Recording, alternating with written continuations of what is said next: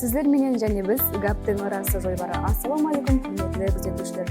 Бүгін біз сіздер менен біргелікте жамиятымызда болып жатқан өзгерістер, жастардың тәрбиясы хақында сөйлесеміз. Бұл сөйлетті Бұхара кеңес депутаты Бүйікхан Отанбетова апамыз менен алып барамыз. Ассаламалейкум, Бүйікхан апа. Уалейкум ассалам қызым. Бүгінгі жойбарымызға қош келіпсіз. Рахмет. Бүйікхан апа, сөйлетімізді әрдайымғыдай кіріс бөлімінен бастап, қазіргі уақытта жұмыстарыңыз қандай кешіп жатыр, нелерменен бәнсіз, соны ақында айтып өтсеңіз. Әуелен бар қызларым, неге осы сіздер өздеріңіздің көрсетуіңізге, бағдарламаңызға шақырғаныңыз үшін шексіз minnettarшылық білдіремін. Жұмыстарыңызда табыстар тілеймін. Әлбетте, қазіргі күнде бірінші кезекте айтатұғын болсам, напақадаман, со 40 жылдық минеттің рахаты дейді, со рахаты шығар, демалыстаман. Қала берді халқымыздың, ойнақшы халқымның, ауылдастарымның сенімі шығар. Қазіргі күнде Қарақалпақстан Республикасы жоғары кеңесінің депутатлығын алып барып жатырмын. Демек, тихарғы жұмысымыз біздердің депутатлардың президентіміз айтқанындай халық пенен мемлекет арасындағы көпір. Демек, халықтың арасындағы болып жатырған машқалаларды ауыр, жеңіл жағдайларына қарап, сол жоғарыға алып шығып, сол машқалаларды шешуге жәрдемдесу. Қала берді президентіміз тарапынан әр уақытта шығарылып жатырған фарман қарарлар, болатын сессия материалдары менен сайлаушыларымызды таныстырып бару. Осы мақсатта мінекей әрбір белгіленген график арқылы халықтың арасында сайлаушылар менен ұшырасу. Одан да басқа мінекей рухилық тарауындағы жұмыстарда үгіт насихат жұмыстары, сондай-ақ махаллемізде алып барылып жатырған ібратлы хаял қызлар ішші топарының басылығынан міне осы хаял қызларымыз ортасындағы үгіт насихат жұмыстарын алып барып жатырмын. Рахмет. Енді тек арғы сұрауларға әлбетте берсем. Біздер әр күні әр майданда тәрбие дейміз. Тек арғы ітібарымызды жастардың тәрбиесінен қаратамыз. Өзі тәрбие неден басынады? Тәрбие әлбетте бұл ошақ басынан. Біздер шаңырақты отан ішіндегі кішкене отан дейміз. Осы кішкене шаңырақтан үлкен отанға жүретұғын соқпақыларды, үлкен айдын жолларға тұтастыратығын тәрбиялар бірінші кезекте ата-ана дастұрхан басынан, екінші кезекте мектептен, қала берді жоғарғы оқу орындарында, қала берді жәмиетшілік орынлардың әммесіне дерлік біздер жастарымыз үшін тәрбиялық орын болып қалады. Себебі мектепке барған бала мектепте 4 сағат, 5 сағат, 6 сағат класс айырмашылығына қарап болуы мүмкін. Себебі мен өзі мектепте 20 жыл ұстаз болдым, тәжірибемнен көремін. Ал ата-ана алдында қалған уақыттың бәрі өтеді. Бала кішкенесінен баслап неге үйретілсе, үлкейгенде де сол өзінің алдындағы өмірінде, сол гүзар жолларға соқпақтан шығуында үлкен жәрдем болады. Себебі ата-ананың берген тәрбиясы кішкенелігінде, жастылығында алған тәлім тәрбия бұл үлкен өмірге басылайтын жол. Себебі халқымызда сондай нақыл бар, жастықта алған білім тасқа ойылған нағыз дейді. Демек, жастықтағы алған тәрбия бұл әлбетте тасқа ойылған нағыз болып қалады. Сіздің ойыңызша, заманауи жастардың тәрбиялық машқалалары неде қазіргі уақытта? Енді тәрбиялық машқала деп айтуымыз енді машқалаға жатпайтынам шығар деп ойлаймын. Себебі өткен дәуірлердегі жастар менен қазіргі дәуір жастары ұлыма басқаша. Бұл неде? Бұл себебі мемлекетіміз тарапынан, президентіміз тарапынан, әсіресе міне қазіргі дәуір талабы жастарға үлкен имканиятларды іздеп беріп жатырыпты, мүмкіншілік туғызып жатырыпты. Мәселен, мен өзімнің өмірімнен келіп шығып айтатұғын болсам, біздердің уақытымыздағы жастар менен қазіргі жастар үшін жаратылып жатырған имканиятлар есігі үлкен, кең ашылған. Біздер мәселен мектепте оқыған уақытларымызда тақтаға пордың кемшілігі болып тұратығын еді. Порлар табылмай қалатын еді. Сол уақытларында мына үйлерімізде бұрын ойнақшылар жайларын әр мәусімге хақлейтіғын хақ болатығын еді. Соны езіп істейтін еді. Сол әккірішкен хақ әкеліп, неге тақтаға жұғу үшін сулап қоятығын еді, мұғалімдерге жеңіл болу үшін. Ал қазіргі заманмен салыстырып қарайтын болсақ, қазіргі дәуірдегі тақталар, доскалар, яғни оған порлар, қала берді. Ал бүгінгі күнге келетұғын болсақ, электрон доскалардың өзі әдеуір бір жетісіп кеткен нәрсені көрсетеді. Мен өзімнің осы жұмысыма байланысты парламенттік қадағалау бойынша жақында сол 4-ші салы бақшада, 3-ші салы мектепте болдым. Сол уақытларында бақшадағы балалар электрон тақтадан қолларындағы, демек сол планшетлерменен өзара мұғаліммен сабақ өтіп жатырыпты. Енді салыстырып көрің. Бұл енді машқала емес деп ойлаймын. Себебі мемлекетіміз оларға жағдай жаратып беріп жатырыпты. Енді тәрбие деген жағына келетін болсақ, осы мемлекетіміз беріп қойған жағдайлардан өнімді пайдалану керек. Білім үшін, ілім үшін, тәрбие үшін осы қазіргі заманауи смартфон дейміз, телефон дейміз, планшет дейміз, ноутбук дейміз, компьютер дейміз, солардан сана менен сапалы пайдалануында. Ондағы бір әрқилы басқа жат ілдетілер үшін, ямаса бір уақытты құрып босқа алатын ойындар үшін, ямаса бір құмарпазлық ойындарына жастарымыздың кіріп кетуі, бұл әлбетте тәрбиесіздік. Бұл жастардың, демек тоқлыққа шоқлық деген нәрсе бар ғой. Қазіргі мемлекетіміздің жаратып беріп атырған имканиятларына тоқлыққа шоқлық ету. Пайдалы нәрсені үйренген жастарымыз көп. Бұл жастарымызды демек әмде жастарды айыплау мүмкін емес. Себебі жастарымыздың ішіндегі айырым жетістіктерге ертіп атырған жастарды көрсек қуанасың. Әттекі мінекей бұрын сертификат дегенді мектепті біткеріп, институтты, университетті біткергеннен кейін барып, сол аспирантураға тапсырған уақытларында барып алатын еді.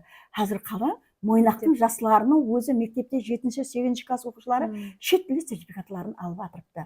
Міне бұл жүдә бір өнімді пайдаланған жастар. Енді соның ішінде айырым бір жастарымыздың ілім емес, білім емес, тезірек жаққа кетуі, бұл әлбетте бұл жастар тәрбиесіндегі машқала деп білемін. Бұның қазіргі уақытта жастардың мінез құлқының қалыптасуында социалдық медианың рөлі қаншалык маңызды? Ол қандай дәрежеде тәсір етіп жатыр, жаман яки жақсы? Енді тап бұл жаңағы сұрауменен байланыстырып айтатұғын болсам, себебі әр кімге әр қалай. Туры жолдағы жастарымыз туры нәрсені алады. Мәселен, ата-ана үйде тәрбияны, білім-білімді алуды, жақсы оқуды, мектепте мұғалімнің айтқанын тыңлауды әр күні ата-ана айтады.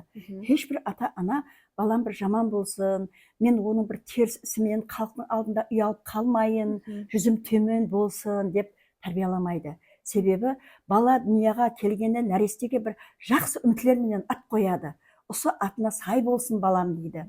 Һәм оннан ол кішкене балалығы уақытында үлкен үмітлерді күтіп отырады ата-ана. Мысалға, ертең менің балам ер жетеді, мені қуандырады, қыз болса ұзатамын, ұл болса үйлендіремін деген жақсы ниетлерді. Ал медиа халықтың арасындағы қазіргі біздің тарқалып отырған ақпарат технологияларын өзінің ішіне алған халда жастарды туры жолға басылау, туры жолға қадағалау. Ал соның ішіндегі айырым бір тарауындағы жаман нәрселерді іліп алған жастар өзін сол жаман жолға итермелеген жастар болады. Ал медианың жақсы тарифлері көп. Қазіргі уақытта осы медиа бойынша біздің жастарымыз әрқандай, мысалға Телеграм, Фейсбук, Инстаграмларда жүдә бір халыққа үлгі болғандай, бір халықтың арасындағы емаса бір адамларға үлгі болатұғын, емаса адамлар бір пайдалы нәрселерді алатұғын нәрселерді көптеп көрсетіп жатырыпты. Жастар өз әкесінің айтқанын қылмайтын жастар да жоқ емес. Бұған себеп неде деп ойлайсыз? Неге бұл дәрежеге дейін жетіп қалған? Енді бұл көбірек ойлануды талап етеді. Себебі әке деген сөзді, әкелер деген көпшілік жалғауын қоссақ, әмме әкелерге тиесілі болып кетеді. Бірақ әмме әкенің балалары ондай емес деп ойлаймын. Мен себебі халықтың ішінде махалле ақсақалы болған уақытларымда, Хайыл қыздар комитетінің бастығы болған уақытларымда, қазіргі жұмысыма да байланысты көбірек жүремін. Мен соны ашық айта аламын. Көпшілігі енді айырым осы атқа ие әкелердің кеуіне келмесін, балаларды сол жолға апаратуын әкелер бар. Себебі шаңырақта анаға айтылған жаман сөз, балаға айтылған жаман сөз, ямаса бір әкелеріміздің ішушілікке берілуі, әкелік вазифасын орынламауы. Қазір қарап отырсаң, мен жастардың қазіргі алып барып жатырған өмір тәрізіне жүдә қайыл қаламан. өзім рахмет айтаман, сыртынан болса да қызығаман соларға, не себебі әкесі ішіп, анасы бір көп қиналған шаңырақтың балаларын көрсең, өздері үйленіп, өздері жай салып, әттекі машина мініп, сол аналарына, әкелеріне қолдан келген жақсыларын көрсетіп жатырыпты. Мен соларға сүйсінемін, қайыл қаламан, рахмет айтаман оларға, құрметпенен қарайман сол жасыларға. Себебі айрым әкелеріміздің қазіргі топардағы айрым әкелер болмаса, көп әкелеріміз, мен соны айтар едім, енді халықтың алдында ауызекі гап, бірақ енді менің қазіргі көрсетуде бір іліми гаппенен де емес, халық арасындағы сөз, ішіп, өзінің абыройын жойтқан әкелерге мен бір жаман көз қарасыменен қарамайман да, бірақ ішімнен ашынаман. Солардың перзентлерінің әкем менің сондай екен деп уаз кешіп кетпей, менің әкем бар деген кеуіліндегі бір жақсылықпенен сол әкелерін туғы жолға шақырып жатырған балаларды көрсем, соларға рахмет, шексіз minnettarшылығымды білдіремін. Өзімнің мысалы бір көпшілік араласып жүрген шаңырақларымда да осындай әкелердің жолға түсіп, қазіргі күнде бір балаларына бір қанша жақсы көрінгеніменен баяғы балалықтағы нәрсе баланың кеуілінде болады. Себебі мен класс басшысы болдым сол 20 жылдың ішінде. Айрым оқушыларымның кеуіліндегі терең сырларын үйренгенімде, ондай гап айтуға болмайды. Неге әкеңнің айтқанын қылмай сен қашып кеткенсің деген сөзден келіп шығып, қазір осы темаға байланыстырып отырман. Мұғалім, мен сол анамның қиналғанларын көріп, әкемді жек көріп кеттім дегенде, мен оларға әкені жек көруге болмайды. Әке сені жақсы көреді. Тек осындай бір жағдайға түсіп қалған, сол күнде саған бақыс айтқан, болмаса ол жан дейді, сені жанынан жақсы көреді.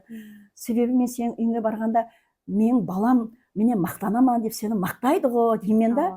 Сол көп әкелерге бір сол балалардың жүрек жылуын бере алған болсам, мен бір өзімде хәзет етуін едім. Соған бір кейінен бала мен әкесі ортасындағы, емаса көбінесе Хайыл қыздар комитетінде істеген уақытларында, ажырымаларды жарастыру үшін барған уақытларында, со бір әкенің, сол қатынның құлысаң бар керек болса, қатынның ізіне еріп кете ғой деген сөздерін естіп, хау қайным, емаса хау інім, емаса үлкен болса аға, ондай сөзді айтпаң. Шаңырақ қой, бұлар да шаңырақтағы ауыз біршілікті істеп жатыр. Сіздің балаңыз жақсы нәрсені істеп жатыр. Сіз қайта оған қуаның. Сіз мына хаялыңызбенен сол өсірген перзентлеріңіз ғой. Сол шаңырақта сол ауыз біршілік деген нәрсені сіз білмедіңіз ғой. Соны баланың санасына сіңгізген мына хаялыңа рахмет айт деп, әттегі тұрпайы болса да сондай сөздерді айтып кеткен уақытларым болған. Соның үшін мен қазіргі жастарға айтарым, әкені ешқайсыңыз жақсы көрме, жаман көрмең. Әке жаман көру үшін емес, жақсы көру үшін. Себебі халқымыз көп нәрсені, тарихлар біздерге әулеттен әулетқа жеткерген. Ата анаң жілі болса аяқ қолын байлап бақ деген нәрсенің өзі әкенің алдында әкелік күші сені дүнияға келтіргені, оның сенің алдыңдағы үлкен парызы, сен оны дүнияға келтіргені үшін, сені тәрбиялап, дастархандағы нанды сындырып жеп, аузыңа салуға дейінгі тәрбиясы үшін minnettar болуыңыз керек балаларым деп қаламын.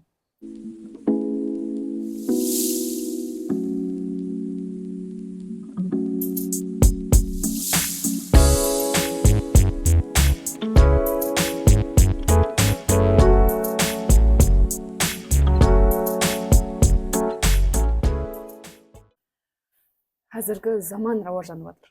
Ал заманауи қыздардың модельдері кімдер болу керек деп ойлайсыз? Бұл жауаплардан кейін, бұл сұрауларға менің айтқандарымнан кейін жастар мені жаман көріп қалмасын, әлбетте. Соны жастарға ілтимас етіп қаламан. Енді бәрібір үлкен адамларда қызлардағы ибе, кеңпейілдік, мейірім, жүзлерінде күлкі ойнап тұру, үлкен адамлардың алдында өзін тұту, әсіресе киіну мәдениетіне ітібар беру, бұл бәрібір Қарақалпақ халқының хаял қызлардағы үлкен пазилеті. Ибелі қыз дейді. Соның үшін ата-аналарымыз айтқан, бұрынғы бабаларымыз, бір қызға 7 үйден тыю, бір үйден жию деген. Заманауи киіну дұрыс. себебі әлбетте әрбір дәуірдің жастары әрқилы. Себебі жастар заманменен кім болуынан қатты назар дейміз ғой, кім болуына қарамастан заманменен нәпеслес болуы керек. Себебі мысалы қазіргі дәуірде, мәселен мен көз алдыма келтіре алмаймын, 20 жастағы қыз, біреуі кең көйлек киіп, көкірек бүрме көйлекті киіп, салпылдап, баласын көкірегіне алып, сол көкірек бүрме көйлектің аш жіберіп, баласын ауқатландырып отырса, бұл бұрынғы біздердің кемпір апаларымыздың уақытында болған нәрсе. Қазіргі жастарымыз мәдениетлі. Себебі мен күні кеше районымызда болып өткен Наурыз байрамында жас қызларды көріп жүре қатты сүйсіндім. Қарақалпақтың миллилігін қазіргі заманауи киімдерде неше түрлі қылып киіп, мен мысалға соны жас болғанда осы киімдерді киермедік біздердің дәуірімізде болғанда. Біздердің дәуірімізде, мәселен, мен қазір мінекей 65 жасқа қараған болсам, кірген болсам, біздер бұрыннан 45 жыл алдыңғы 20 жасар қызлар ондай қарақалпақша көйлектерді кимедік. Тек кемпір апаларымыздың көйлектерін сахнаға шыққан уақытларында, мектепте, университетте сахнаға шыққан уақытларында сол кемпір апаларымызда қарақалпақша жағасы бар көйлектерді киіп көрдік. Кеше өздеріңіз там қатынастыңдар, көрген болсаңдар, неше түрлі киімге неше түрлі қарақалпақ насыларын ұйғыластырып қойыпты. Әлбетте мен соны біздің миллилігімізді қызлар өзінің ибесіменен, иманыменен, инсабыменен, сол бір халықтың арасында тарқатуына ешқандай қарсы емеспін. Қызлардың заманауи киінуі бұл заманға сай нәпес. Себебі мәселен, қызлар қазір қараң, менің бір қайыл қалатұғыным, кең шалбар, килот деме қазір, кең шалбарларды костюмлар менен сондай бір жарастырып киіп жүрді. Бұдан алдыңғы жыллары бір 7-8 жыл алдын біздер қызлардың тырыстырып, трико, тырыстырып, джинси шалбар кигенлерін үндемей қасынан өтіп кетеміз де, кейінен сол шақырып алып, қызым, мына жүріс болмайды, медицинада да бұл айтылған, қызларға жүре тар киімдерді киюге болмайды. Соны қара, біздің Өзбекстанымызда сол модельерлерімізге, Қарақалпақстанымызда модельерлеріне рахмет, шалбар киілуі керек. Қазіргі заманға сай, мәселен, сырт ел ледилар, жоғары форумларға, мысалы мәжілістерге, сол кең шалбарларда, костюмларда барады. Мысалға бұрын келте тырысқан джинси жакетпенен джинси шалбар кетуін болса, қазір костюмлар салдамалы, шалбарлар салдамалы, жастарымызға жарасымлы. Мен бұны жастардың киіну мәдениетін қазіргі біздің жастарымыз меңгеріп алып атырыпты, үйреніп атырыпты деп білемін. Қазіргі күнде ерлі зайыптылардың ортасындағы келіспеушіліктердің саны артып бармақта. Енді бұларға себеп неде деп ойлайсыз? Енді бұрынғы ажырмалардың себебі менен қазіргі ажырмалардың арасында үлкен парк бар екендігін көремін да. Себебі қайыл қызлар жарастыру комиссиясында районлық кеңесте барман, сол көбірек ұшырасуға келемен. Қолдан келгенше тәрбиялық, әхметлі нәрселерді көрсетуге, айтуға сол көбірек ұрынамыз. Бұрын көбінесе ажырымлардың себепші енелер болатұғын еді. Һәм үйдегі сол бір жетіспеушіліктер, ямаса жұмыссыздықтар көбірек тәсір ететұғын еді. Енді ажырымларды шақырған уақытларында ене менен келіннің арасында болса, енені тыңласақ, ененікі дұрыс, келінді тыңласақ, келіндікі дұрыс. Соның үшін екеуін ұшырастырмастан алдын мен өзім тәжірибемде көп қолландым. Соны келінін жамаллайды, айтады, сосын, ау апа, ол сіздің дәуіріңіздегі нәрселер, қазір заман өзгерді, келінге азғана еркіндік берің, мынандай, сіз мынаны істеме деген, сіз істеген сізге жақсы ғой қайта дейміз. Сөйтіп шамалы түсінік береміз. Ондан кейін келін енесінің жандай бақырсыздарын айтады, ретсіз ұрысқанын айтады, ямаса үйінің кемсіткенін айтады. Соны енең менен қайдам жаңа сөйлескенде ондай нәрселерді айтпады. Келінім жақсы, үйді үшін тазалығына, ауқат асқанына не қылмайман, арасында бір жөнсіздік етеді, соған ұрыссам, тек соны көтере алмай қалады. Болмаса мен не қыламан, келінімді жаман көрмеймен деп сөйтіп айтып жатыр ғой енең дейміз да. Сөйтіп келінге айтамыз, енеге айтамыз. Ал жаңа тап келінменен сөйлескенде қайдем енем хаммен нәрсеме қарасады, не қылады, бірақ сонда да бір ашуланған уақытларымда соны білмей айтып қойып едім деп жатырыпты дейміз да. Сосын енесі айтады, ал біле ме екен, әйтеуір менің құрбақырым ағамды біле ме екен, кейіннен өзі сөйтіп өкіне ме екен дейді. Сөйтіп екеуін ұшырастырған кезінде баяғы ұрыс болмайды енді. Шамалы неге келеді. Сөйтіп жарастырулар бір тез жарасып кететін еді. Қазіргі келілердің ата енеге һәм күйеуге қойып отырған талаптары айрықша. Бір екіншіден ажырымлардың ішінде көбірек сол қиналып отырған сол қызлардың үйлері деп ойлап қаламын. Себебі көп нәрселерге себепші болып отырған сол ажырымлардың ең басты себебінің өзі ең бірінші соңына қалың мал мәселесінің көбейіп кетуі. Гүлхан апа, сіз құрметті президентімізбенен 13 мәрте ұшырасқан екенсіз. Бұл ұшырасулар арасындағы ең есте қаларлық минутларыңыз қандай болған? Һәм президентпенен 13 мәрте ұшырасу бұл қандай жауапкершілікті жүктейді инсанға? Мен президентпен ең бірінші ұшырасуым 2016 жылы сол декабрь айында, ноябрь айында болды. Себебі бірінші рет президент сол президентлікке талабан ретінде Кегейлі районына келіп ұшырасты. Қарақалпақсталыларменен сол уақытларында районынан өкіл сипатында қатынастым.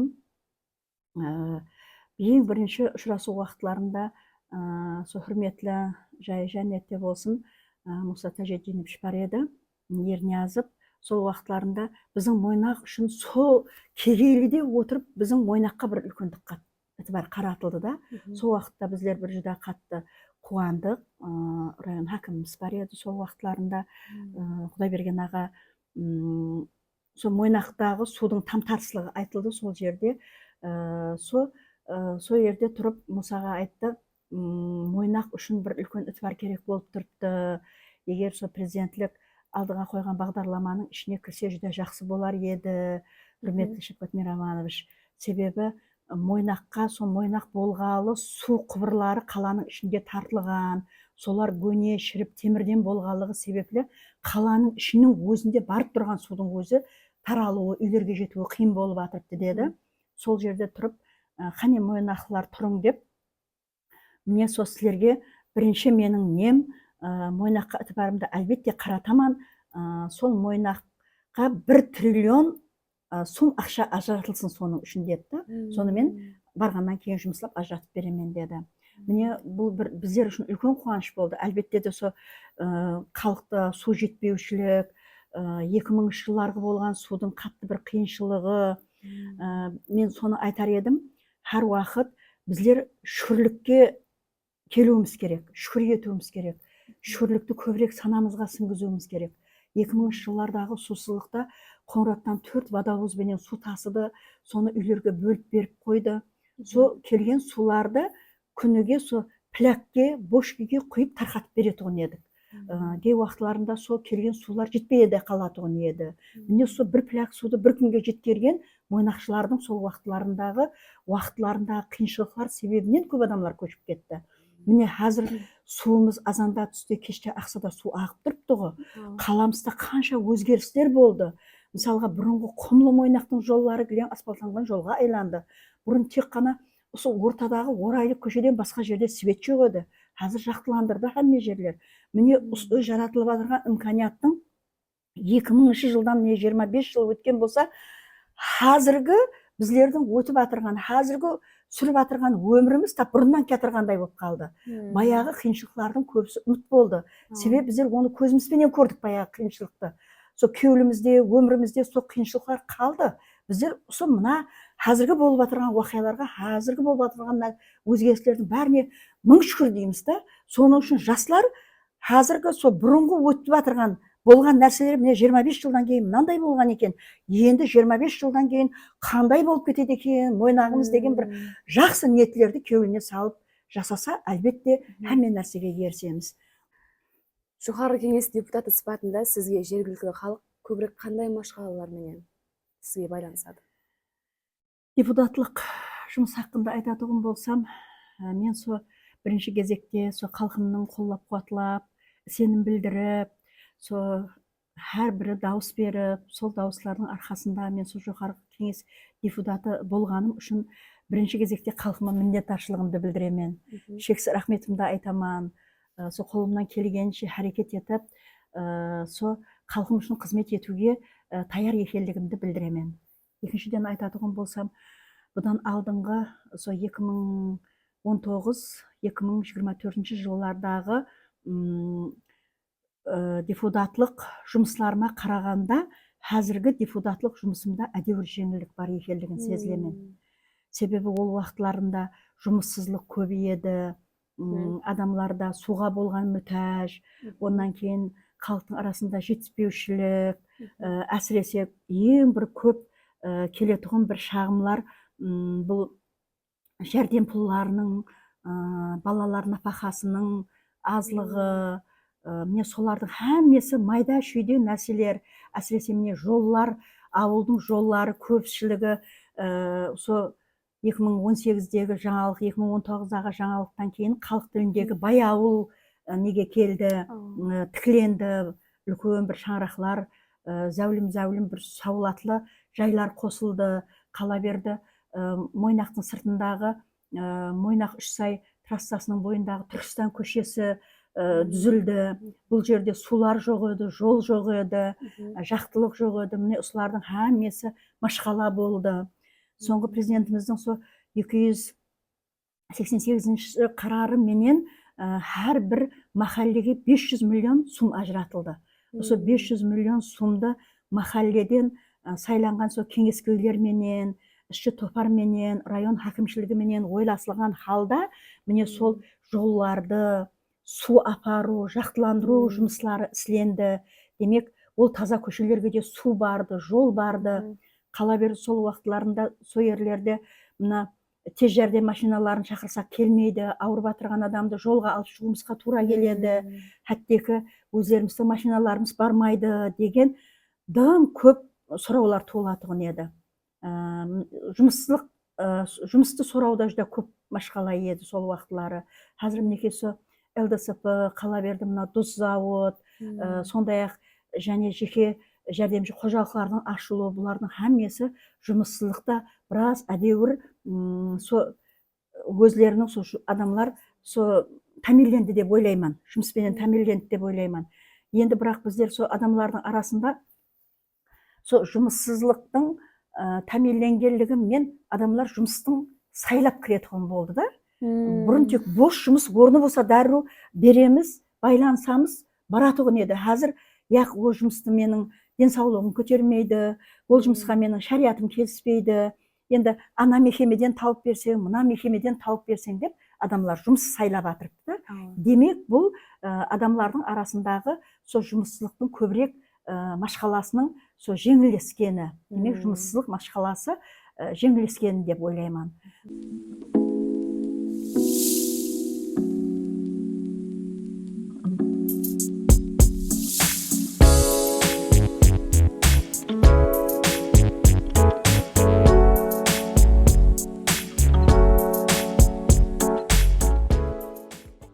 Енді нәубетті блиц сұрауларымызға береміз. Бибихан апа, блиц сұрауларға қысқа анық һәм туры жауап беруіңізді үміт етіп қаламыз.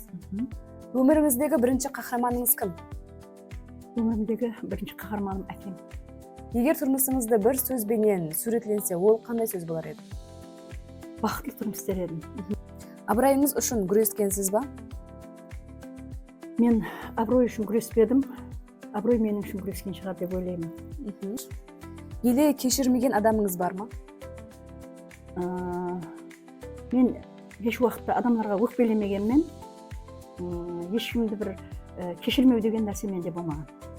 Еле сізді кешірмеген адам бар ма? Білмедім, мені кешірмеген адам жоқ деп ойлаймын.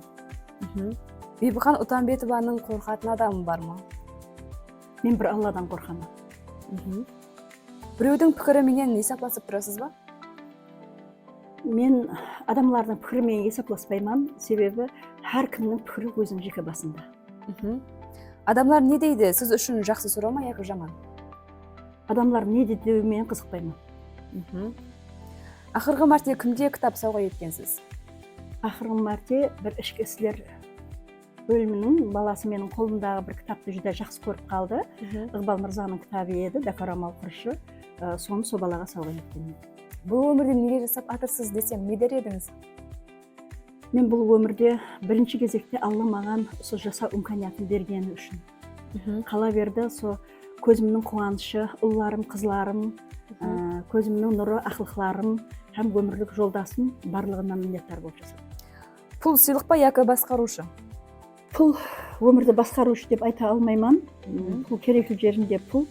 Ең басылысы адамның бір кеуілінде өзінде жақсы ниет болу керек. Қайсы пәннен жаман оқығансыз? Мен химия пәнінен жаман оқыдым. Қайсы жұмысты ертең қыламан деп арқаға сүрт таслап қоясыз? Қолымнан келгенінше бүгінгі жұмысты ертеңге қалдырмауға харакет етемін. Жақсымысыз деп сұрау берілсе, жақсыман деп алдап тұрасыз ба? Әлбетте. Кімді есілмеген күніңіз болмаған? Інімді һәм ата-анамды. Ең қатты сағынышыңыздың иесі кім? Ең қатты сағынышымның иесі алыстағы туысқанларым. Сіз үшін сенім не? Мен қолымнан келгенше істей аламын. Айыбыңызды жүзіңізге емес, 100 инсанға айтқан адамдар болған ба? Мүмкін. Жоғалтқанларыңыз арасында ең қымбаты не еді? Жоғалтқанларымның арасындағы ең қымбаты уақыт. Өміріңізге жаза болып кіріп келген адам бар ма? Жоқ. Түстеріңізде ең көп кімді көруді қалар едіңіз? Әкемді һәм анамды. Бірінші мәрте өзіңіз мақтанатын іс қылғаныңызда неше жаста едіңіз? Бірінші мәрте өзім мақтанатын іс қылғанымда 5 класс, яғни 12 жаста едім. Әкем менен пішен оруға барып, сол күні 5 бау пішен ордым деп мақтандым. 5 минут давамында дүния жүзіндегі барлық инсандар сізді тыңласа, не айтуды қалар едіңіз? Шүкіршілік, қанат һәм тыныштықты. Өміріңіздегі ең үлкен жеңілуіңізден алған сабақ? Әркім имканиятынан келіп шығып істейді екендігін. Әрқандай машқаланы шешу үшін сізде жеке стратегияңыз қандай? Ісленетұғын істің басылануы, жұмақлануы һәм алатұғын нәтиже. Егер өміріңізге ат қою керек болса, ол ат қандай болар еді? Машақатлы, бақытлы тұрмыс. Тұрмысыңыздағы ең үлкен сабақты қашан алдыңыз? Шаңырақлардың ажырым мәселесінде. Сіз үшін хақиқатты қабылдау қиын болған жағдай болған ба? Хақиқатты солайынша қабыл етемін. Тұрмыста адалат бар ма? Тұрмыста адалат бар, болмай қалатын уақытларда болады. Инсанлар бір-бірлерін расыменен түсіне алады ма? Айрым адамларда түсінбеушілігін болуы мүмкін. Сіз үшін бақыттың хақиқаты неде? Бақыттың хақиқаты істеген ниетіңнің жемісін һәм рахатын көру. Мақсатқа ерісу жолындағы ең үлкен тосық не? Еріншектік. Жалғанның артында мұдамы қауетер бола ма? Әлбетте. Өтіріктің өмірі қысқа деген соннан қалған болса керек. Достық пұл ямаса жетіскендік себеп өзгеруі мүмкін ба? Айрым адамларда өзгеруі мүмкін. Бұл хақиқат. Қарыз алу туры шара ма? Қарыз алу алатұғын жағдайлар болып қалады.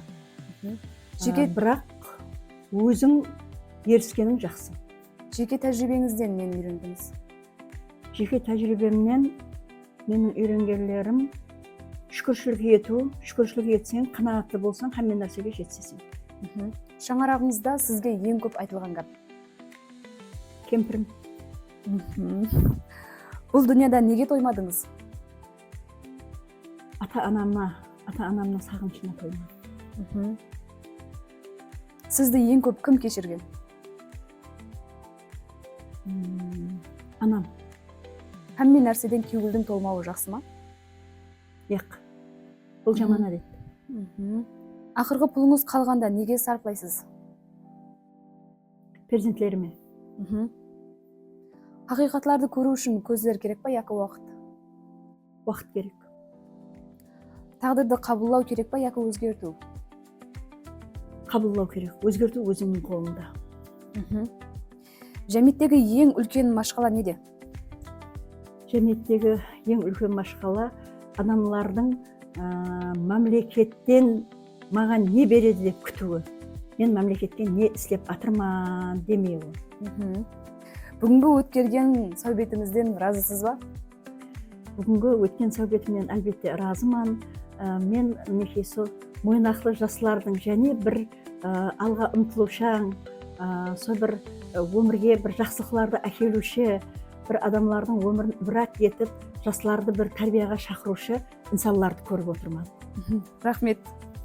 Вактыңызды бөлүп келгениңиз үчүн сизге көп рахмет. Берген суроолорубузга чын көңүлдүү жооп бердиңиз. Айрыкча мыннедашылык билдиребиз. Кийинки жумуштарыңызда өрмөктөп калабыз. Мен де силердин жумуштарыңызда табышлар тилеймин. Албетте мойнактын силер жаштары барынан мактанаман. Мен сомна түзген суроолорубузга кайыл калып отуруппан, бирөөлөрүнө кыйналдым. Албетте хакыйкат со турмуштуу өмүрдө бир үйрөнгөн адамдардын исин ислепсиздер. Жумуштарыңызда табышлар тилеймин. Со дөрөсүчүлүк табышларыңыз көп болсун. Шаршамаң. Мойнактын атын ушундай бир жакшы нерселер менен чыгара берүүңүзгө телектеш болуп каламан.